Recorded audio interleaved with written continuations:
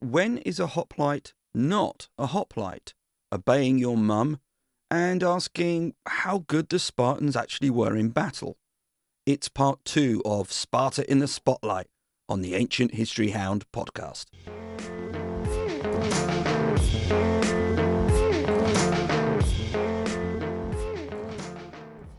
Hi and welcome. My name is Neil and this is the second of 3 episodes where I place Sparta in the spotlight. The intention of these is to examine certain aspects of Spartan culture in order to better understand what it was like versus what is often depicted. In part 1, I discussed how the sources were involved in distorting aspects of Sparta which are sometimes represented as truths. I also unwrapped the agoge, the state education, and the syssitia, the communal mess. These were instrumental in forming a Spartan citizen soldier, and I discussed how these honed certain attributes in them. By the way, I also spoke a bit about the crypteia. If you listened to part 1, you might have remembered me saying that I'd be assessing how well these attributes mapped across to the battlefield, and in this episode, that's what I'll be doing. Just to clarify, this is in relation to the Spartan citizens, sometimes referred to as a Spartiate. These were the elite members of the Spartan society who'd experienced the agoge and were members of a syssitia.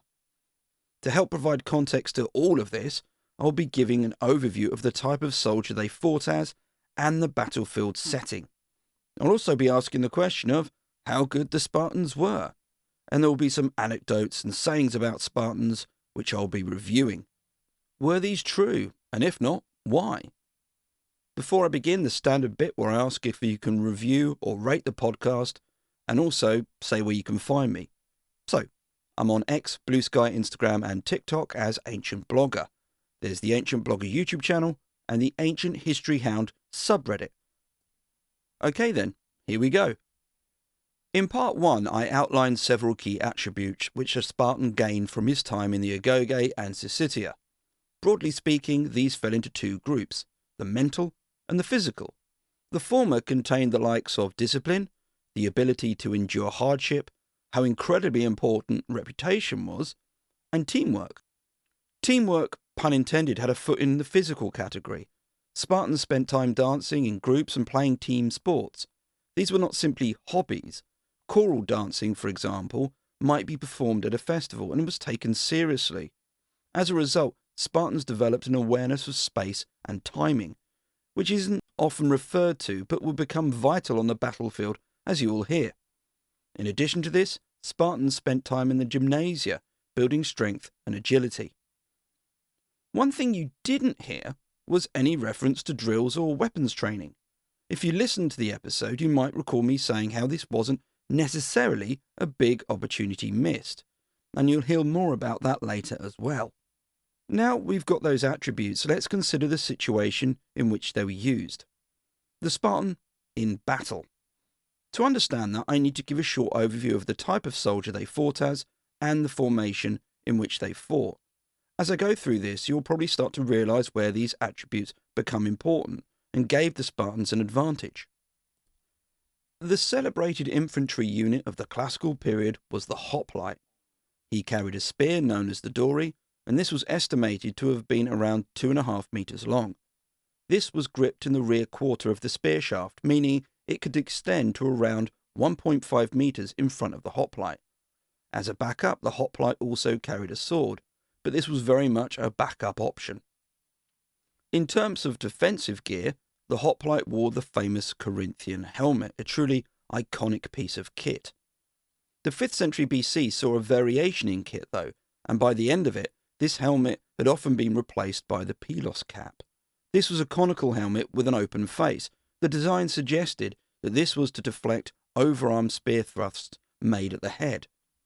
Around the body, a hoplite had a bronze cuirass as an option, though as with the Corinthian helmet, this became, less featured over time and replaced with either a linothorax or a simple tunic. The former of these was made of stiffened linen, and you can find some very good videos on YouTube which show just how strong this could be. It was certainly lighter and more comfortable than the bronze option. The simple tunic wasn't ideal, but it should be remembered that hoplites provided their own kit. The final piece of armour was the wooden shield, and this tells us much about how the hoplite fought. The hoplite shield, or aspis, yes, I'm aware of the debate over the name, but I'm going with aspis, was a large domed circular shield, which might range from 80 to 120 centimetres in diameter. In some instances, the front could be covered with a thin sheet of bronze. The shield was less held and more fixed to the hoplite through a double grip. The left arm passed through a porpax, or horizontal cuff, in the centre of the shield, and the hand then gripped the antilabe, a vertical handle near the inside rim. This resulted in a shield held in a similar way to how I have seen Captain America hold his. Estimates of the weight of the aspis vary, from 9 kilograms down to 5.5 or even lower. It would have depended on a number of variables, from size through to thickness. But the important thing to consider here wasn't that this was a shield that made you particularly mobile. As mentioned, it was more or less fixed to your arm, and this provided great protection, but again at the expense of mobility. Aside to all of this is the word hoplite itself, which seems to have been introduced in the early 5th century BC by the likes of Aeschylus and Pindar. We don't have examples of it earlier than that, even though we obviously have spear infantry fighting. What makes it more curious is that the likes of Thucydides and Herodotus don't use it when referring to battles which took place before the 5th century BC. As such, it seems tied to a development of a spear infantryman in this period, and presumably it would have been seen as out of place or anachronistic to retrospectively apply it. This suggests that the hoplite had a defined role, which was new in some way from what had gone before it. The hoplite fought in formation, and here I need to give an overview of how that functioned, with the caveat that there is a lot of debate about this. A word you'll often hear is phalanx, and unlike hoplite, this word can be found in the archaic period and in Homer. However, it seems to have been a catch-all term for a unit of troops, and where it is used, there isn't much in the way of describing how it was formed and how men assembled to essentially create the phalanx. It's not until Xenophon where we get more clarity, and he describes what it was like at his time. It's argued that he essentially repurposed the word, taking a generalized term and giving it specifics which are absent earlier on, probably because it was just that, a more generalized term back then. The phalanx was a large unit of hoplites, formed of smaller units such as lochoi. They lined up with men beside them, the rank, and those in front or behind them, the file. A phalanx could vary in the frontage and depth depending on a number of variables. It's thought that the standard was a minimum of 8 men deep, or 8 men in each file. The key to the phalanx was that it kept its formation. By this I mean that men didn't wander off, leaving gaps. A reason for this is that the hoplite carried his shield on his left arm, meaning that you were in part protected by the shield being held by the man to your right. This often resulted in a phalanx drifting to the right as it engaged. The phalanx was tightly formed. A force of 3,000 hoplites, 8 men deep, might only give a frontage of between 340 and 375 metres. It was a wall of spears, which wasn't that mobile, but in a sense didn't need to be. For some reason, I think of an advancing phalanx as akin to a porcupine reversing towards you. A hoplite battle was either a pair of massive porcupines reversing towards each other, or a series of smaller ones, depending on how you view it. That's because hoplite battles often involved several units of hoplites, often from different city-states lining up together. A great description of a hoplite battle I've read was that it was an organised collision. You may have already started to realise how important discipline and teamwork was at this point. Herodotus implied that the Spartans formed up in their syssitia. If so, then men fought alongside each other who had likely danced or competed together and formed important bonds. It could only have been a good thing. Other attributes added glue to the phalanx. The importance of reputation and obeying orders meant that you kept in formation, and you were able to keep that way at the first contact, an incredibly vital moment in any battle. When the two phalanxes met, and shield was pressed against shield, there was a combination of the physical and mental inaction. Where other Greek city-states had their hoplites advance quickly when closing in on the enemy, the Spartans kept a slow, disciplined pace to music played on flutes. That they were able to do this speaks to their teamwork and discipline, as I mentioned. Advancing quickly was a risk. The sources comment on how this led to the front line fragmenting before forming up. We have descriptions of battles where parts of the front line engaged the enemy whilst other parts of the front line just ran past them. But the Spartans didn't. They kept the integrity of their line. Why then did the other city-states choose to advance this way? Well, one suggestion is that it helped that army avoid collapsing upon itself, that there was a necessity to rush forward to expel that nervous energy, to build up momentum. There's another thread of psychology in play here. The rush forward might disorientate or scare the enemy line into retreat or panic. Forgive the comparison, but it was a sort of game of chicken. This is recorded as happening, the initial engagement resulting in one side sometimes delivering a knockout blow. Psychology, as you're probably realizing, was incredibly important here. It's no coincidence that Ares, the Greek god of war, went into battle with his sons, terror and rout. Assuming either side didn't flee, what would occur next is hotly debated, but the mainstream argument is that both sides would get behind their shields and force the other side back. A term used is athismos, which might mean press, but could also indicate crowding. Men would be pushing, and those able to would be trying to find a gap with their spear. The fact that the shield wasn't flat also came into effect here, as it's argued that the hollow dome allowed the hoplite to get himself fully behind the shield without being crushed against it. Again, a lot of this is debated, but I hope that gives you a general impression of what it might have been like. At some point, one side would start to give ground. It might be due to casualties, fatigue, or worse, fear leading to people fleeing. A single person leaving the phalanx would create a gap, and it could cause a domino effect.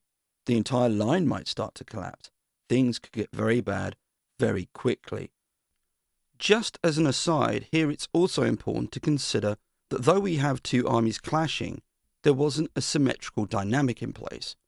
In most cases, the two armies were formed of independent phalanxes, which were engaging with those directly in front, a series, if you were, of mini-duels. Perhaps a phalanx in one section of the line were able to push their opponents back, whilst another further down the line was experiencing the opposite. Descriptions of hoplite battles often paint a confusing scene, where parts of the army are busy pursuing a section in the line which is broken, whilst another part is barely holding its ground or itself being driven back. A collapsing line or section of the phalanx could lead to a rout, which is where the majority of casualties were thought to have taken place in hoplite battles. A hoplite outside of the phalanx was highly vulnerable, and a hoplite in such an instance might drop his shield to afford him more mobility.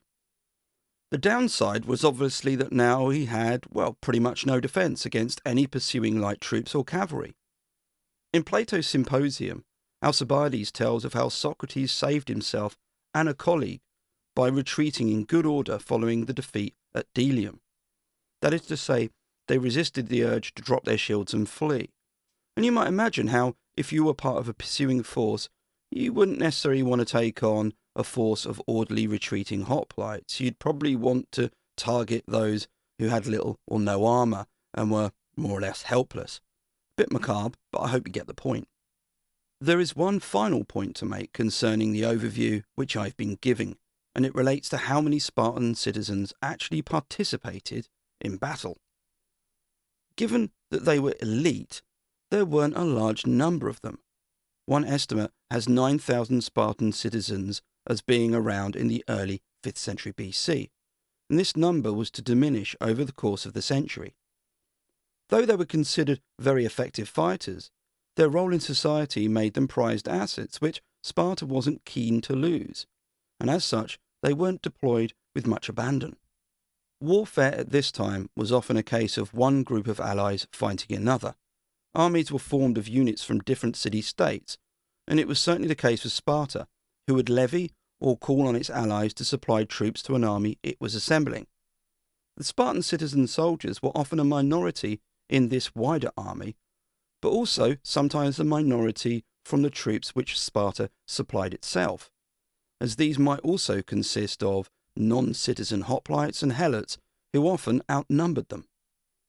There are a couple of good examples of this. Take the famous Battle of Thermopylae, where the focus often falls on the 300 Spartan citizens who fought there. These were very much the minority. It's speculative, of course, but one estimate has it that there were 5,000 or perhaps even more Greek troops assembled at Thermopylae which had been formed from those other Greek city-states. Well, Neil, you might say, it was the 300 Spartans who held the pass, so the other Greeks could safely retreat, right? That's why they're so famous. And you're of course correct, but they weren't the only ones there. They were in fact joined by hoplites from Thebes and Thespae.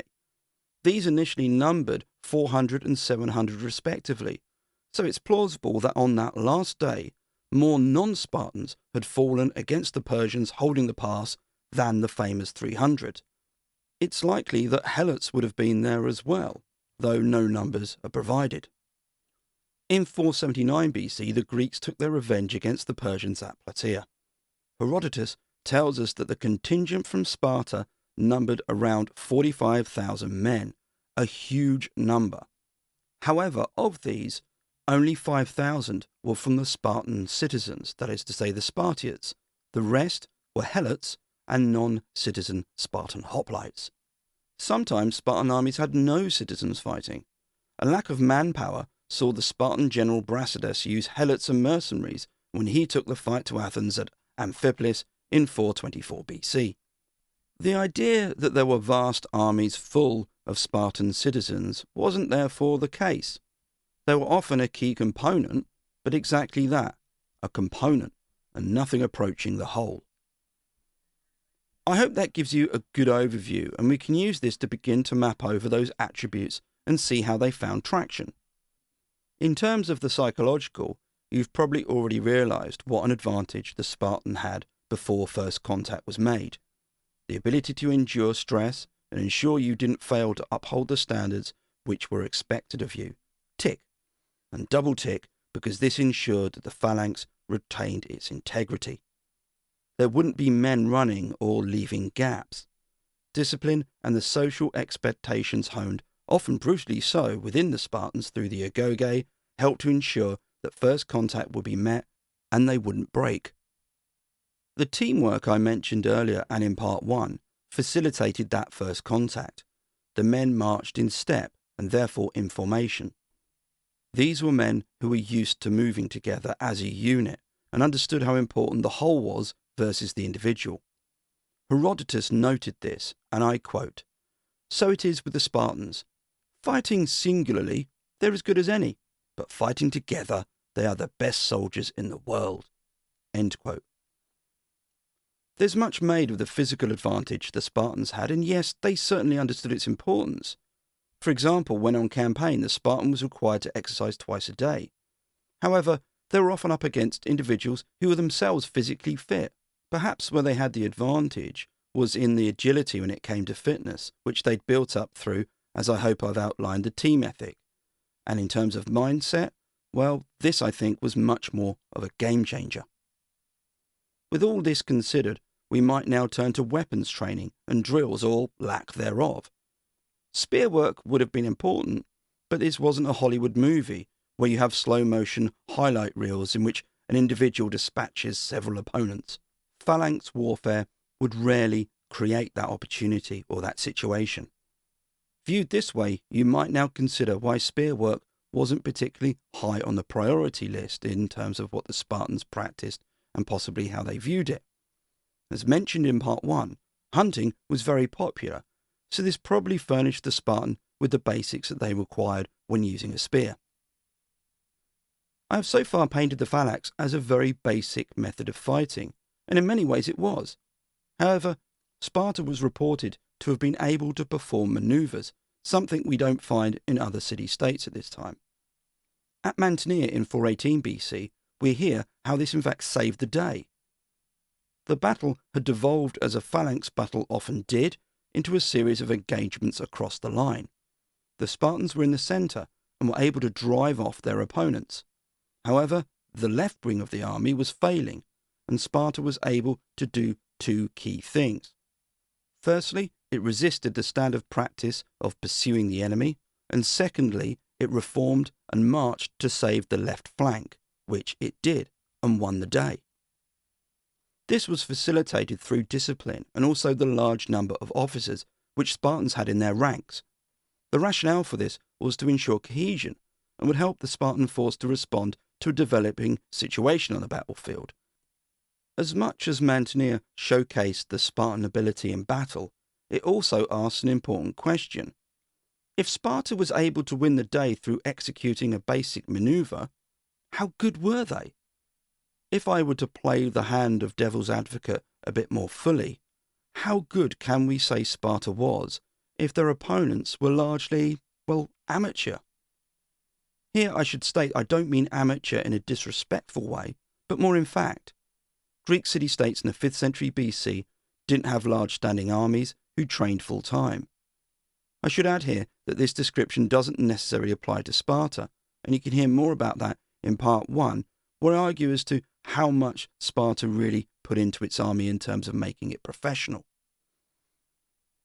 Continuing with the theme of playing devil's advocate, you can argue that the advantages the Spartans had made them just a bit better than their rivals, and this was enough. They were furnished with a mentality and a skill set which made them a bit more effective, but it didn't necessarily put them miles ahead of their rivals. In theory then, the advantage Sparta had with its citizen soldiers could be matched by another city-state if it invested the necessary resources that way. And this is exactly what happened. In the 4th century BC, the city-state of Thebes rose to prominence and challenged Sparta directly. The outcome was disastrous for the Spartans. In 371 BC, Thebes bested Sparta at the famous Battle of Leuctra. It then followed this up by invading its lands and freeing the region of Messene. This ended Spartan dominance, and the city-state never recovered. Thebes had achieved this success through reforming its military. It didn't exactly copy the Spartans, but it had a unit who trained for battle, the Sacred Band, and it also developed new phalanx tactics. In short, it spent time investing and making its army less amateur than it had been, and this was enough to bring itself level with the Spartans. Now, I should add that the rise of Thebes also coincided with Sparta facing an issue with how many citizen soldiers it was able to field. However, a counter to this is that these were often a minority within any Spartan force assembled. If we were to look into the military ventures the Spartans had in the 5th century and early 4th century BC, we would see a number of ticks in the victory column, in fact a large number, when it came to land battles. But we'd also see a few defeats. The win-loss column does give some idea of how well Sparta did, but this doesn't necessarily help us understand how effective those Spartan citizens were in terms of fighting. Take, for example, the Battle of Amphipolis, which I mentioned earlier, a victory for Sparta, but with no Spartan citizens fighting. It's not always clear if Spartan citizens were involved in other victories, such as Nemea in 395 BC, and also defeats, such as Olpae in 426 BC. In both victories and defeats, it's not always possible to know how pivotal those Spartan citizens were, because we lack any substantial account of the battle. They were certainly famed and feared fighters.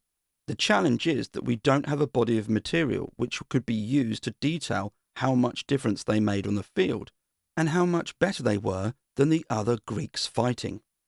Better, sure, but how much better? That is the question.